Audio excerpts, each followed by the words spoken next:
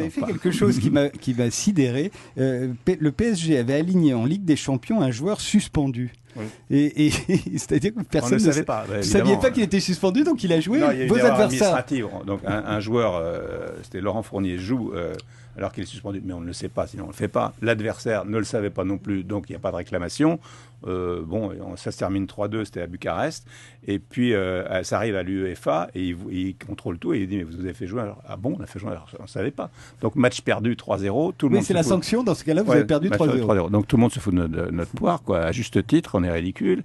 Et il y a le match retour à faire. Donc les joueurs réagissent assez bien à cette bêtise, à cette bévue. Et puis j'avais dans mon staff à l'époque un Claude Leroy qui avait entraîné beaucoup en Afrique, qui avait fait gagner la Coupe d'Afrique au Cameroun, etc. Et il me dit, je dis écoute, c'est comment on va faire. Et il me dit écoute, il y a les marabouts qui m'appellent et tout. Je dis écoute, moi je prends tout. Hein. J'ai un camion de cierge à lourde si tu veux, les marabouts si tu veux. Donc allons-y pour les marabouts. Donc je découvre Western Union, j'ai versé de l'argent à la poste pour le marabout. 500 € quand même. Hein. Ouais, en tout à la fin. Mais ça valait le coup. et au fur et à mesure qu'on approchait du match, non, c'est pas possible, non, je vois pas. Et puis 2 jours avant le match, il m'annonce 5-0.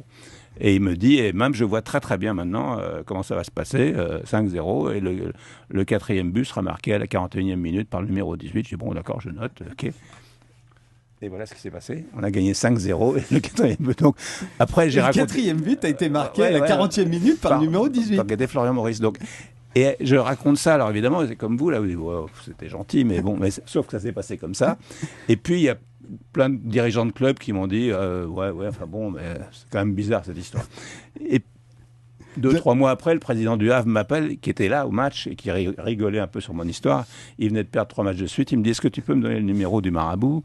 Ensuite, Leonardo, qui était donc joueur du PSG à l'époque, qui devient ensuite entraîneur du Milan AC, et dans une mauvaise passe, il perd un match aller contre une équipe vraiment qui n'a rien à voir avec Milan. Et donc, il n'est pas très bien. Il m'appelle pour le marabout. Enfin, et après, donc, le marabout a fait fortune. Je suis son agent maintenant.